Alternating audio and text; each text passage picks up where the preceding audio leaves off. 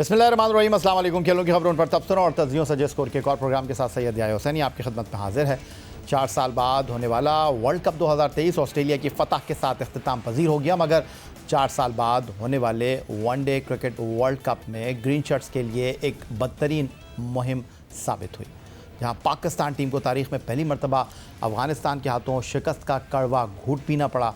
World cup के दौरान ही chief selector Inzamamul हक के प्लेयर्स एजेंट कंपनी के साथ ताल्लुक़ की खबर भी सामने आई, जिसने पाकिस्तान क्रिकेट में भौचाल बर्पा कर दिया, जिसके नतायज वर्ल्ड कप में नाक़िस परफॉर्मेंस के बाद सामने आना शुरू हो गए। चीफ सेलेक्टर इंज़मामुल हक मुस्ताफ़ी हुए, कप्तान बाबर आज़म क़यादत से अलहदा हो गए, कोचिंग स्टाफ को कौमी टीम से अलहदा कर दिया गया, मोहम्मद हफीज़ डायरेक्टर क्रिकेट बने, वहाब रियाज को चीफ सेलेक्टर बना दिया गया, शान मसूद टेस्ट टीम के कप्तान मुकर्रर हुए और अब उनका सबसे पहला असाइनमेंट दौरा ऑस्ट्रेलिया में टेस्ट सीरीज़ है, जिसके लिए मोहम्मद हफीज़, वहाब रियाज और शान मसूद ने मशावरत के बाद 18 रुकनी टीम का इंतखाब किया है, जिसमें कायद-ए-आज़म ट्रॉफ़ी में परफॉर्म करने वाले क्रिकेटर्स जगह बनाने में कामयाब रहे। लेकिन वर्ल्ड कप में महंगे तरीन बॉलर साबित होने वाले फास्ट बॉलर हारिस रऊफ़ से मुताल्लिक़ भी वहाब रियाज ने बहुत कुछ कह दिया।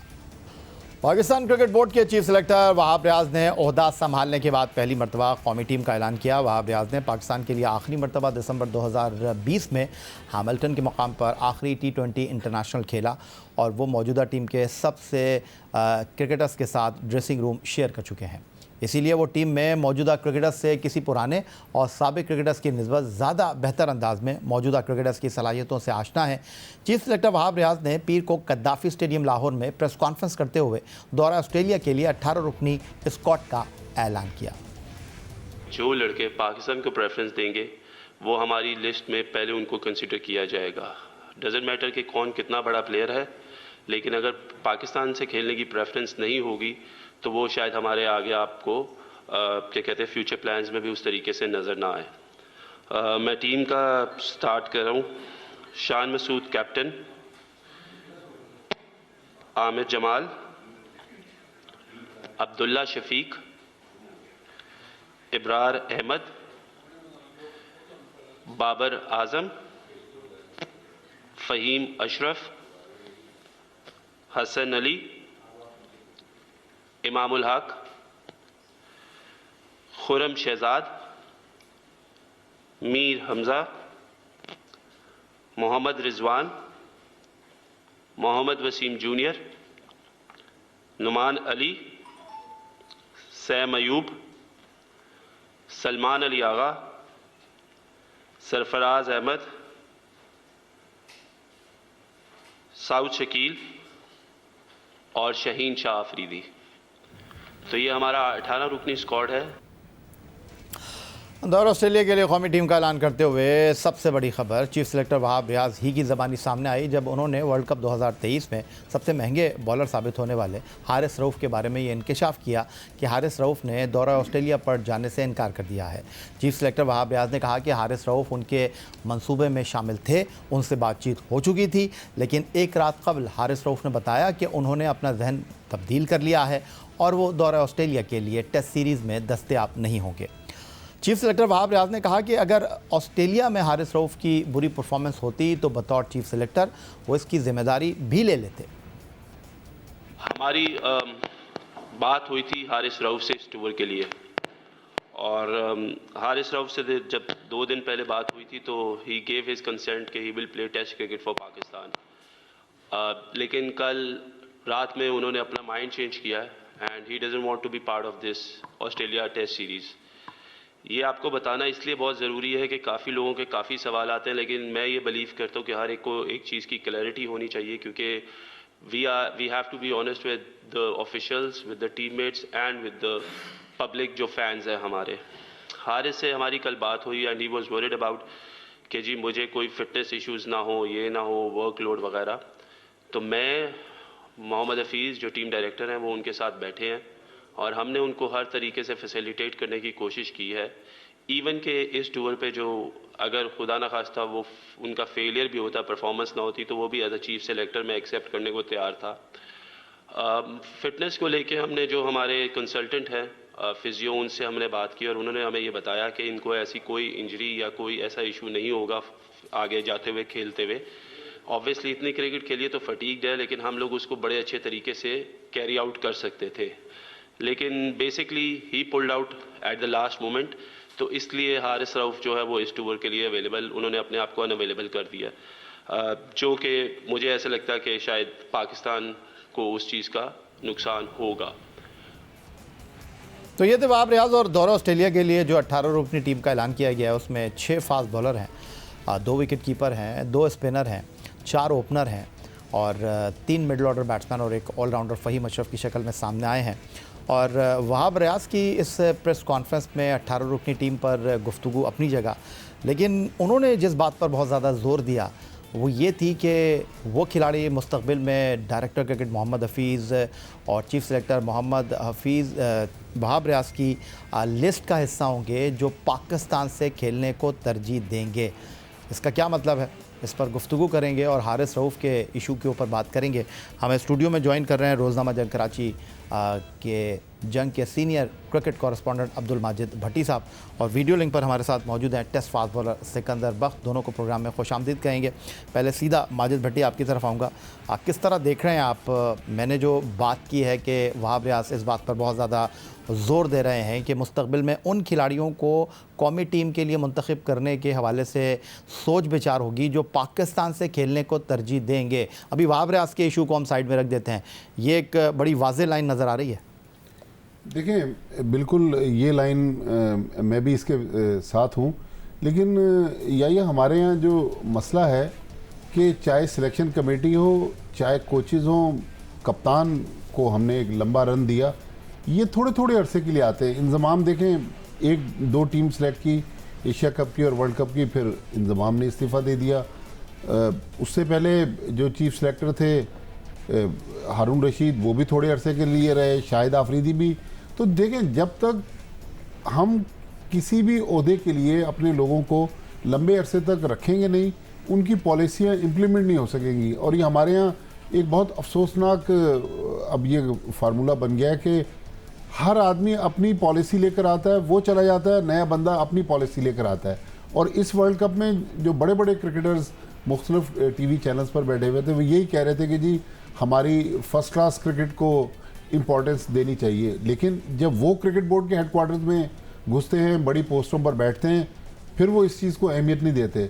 तो मेरे ख्याल में एक लिहाज से हारिस रऊफ ने साफ गोई से भी काम लिया है, लेकिन जब आप सेंट्रल कॉन्ट्रैक्ट में हैं, आपने जुलाई में तो टेस्ट मैच खेल लिया श्रीलंका में, सेंट्रल कॉन्ट्रैक्ट में आप फिर किस तरह मना कर सकते हैं कि मैं इस फॉर्मेट में खेल सकता हूँ, इसमें नहीं खेल सकता? बिग बैश खेलने आप ऑस्ट्रेलिया जा रहे हैं, अगर आपको आराम करना है तो फिर सारे फॉर्मेट से करें। फिर एक और जो मसला है कि हमारे यहाँ किसी एक प्लेयर के लिए कोई एक फॉर्मेट मखसूस नहीं है।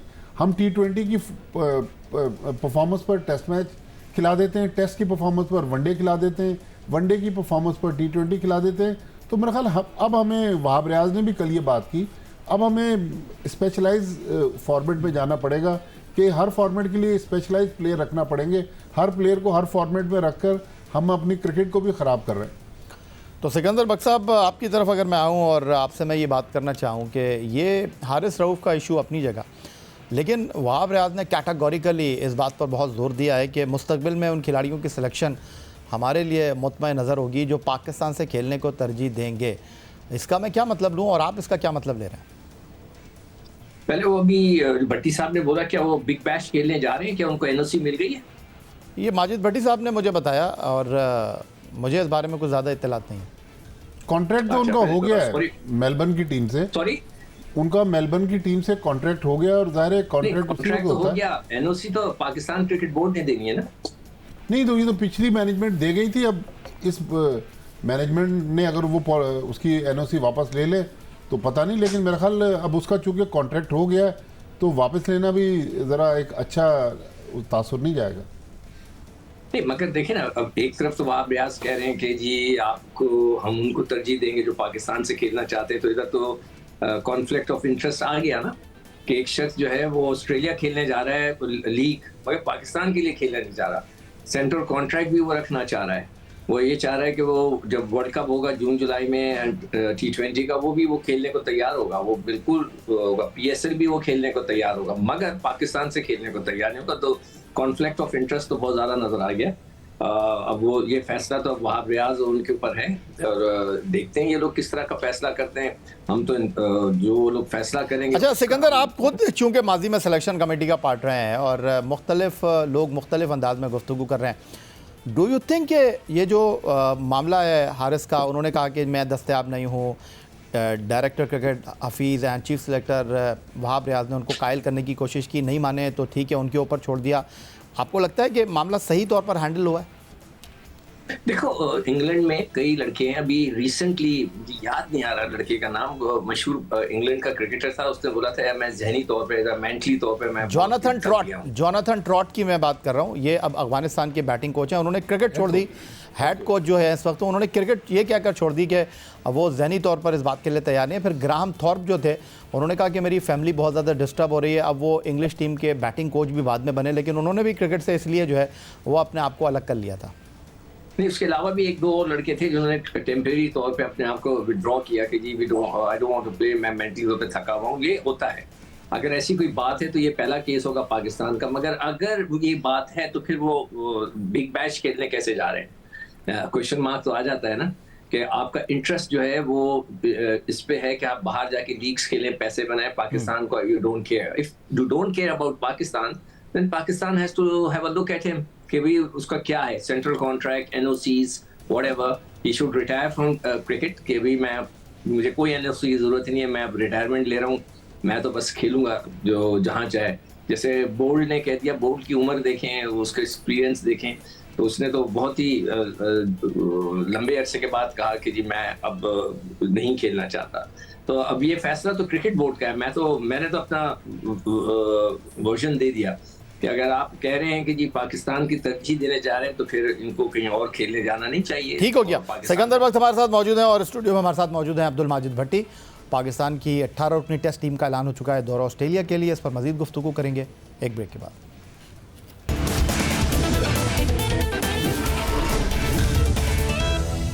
दौरा ऑस्ट्रेलिया के लिए 18 रुकनी टीम में शामिल होने वाले फास्ट बॉलर खुर्रम शहजाद और ओपनिंग बैटर साइम अयूब को कायद-ए-आज़म ट्रॉफी और डोमेस्टिक में बेहतरीन कारकर्दगी का सिला मिल गया।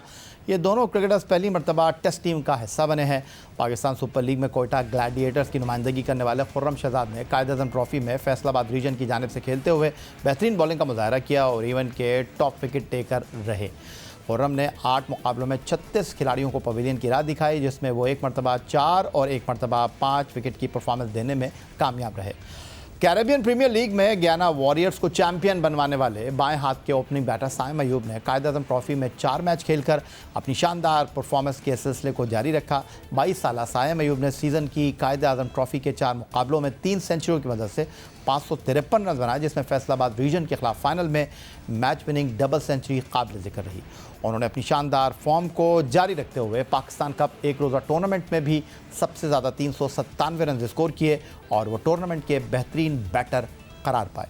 बाएं हाथ के ओपनिंग बैटर साइम अयूब और फास्ट बॉलर खुर्रम शहजाद को पहली मरतबा पाकिस्तान की टेस्ट टीम में शामिल किया गया है। चीफ सेलेक्टर वहाब रियाज ने कहा साइम अयूब को डोमेस्टिक क्रिकेट में शानदार परफॉर्मेंस पर टीम में शामिल किया गया है। उनकी शमूलियत से टीम की बैटिंग मजीद मजबूत होगी, जबकि फैसलाबाद रीजन से ताल्लुक़ रखने वाले दाएँ हाथ के 23 साला फास्ट बॉलर खुर्रम शहजाद भी गुज़िश्ता 3 साल से डोमेस्टिक क्रिकेट में अच्छी कारकर्दगी का मुजाहरा कर रहे हैं।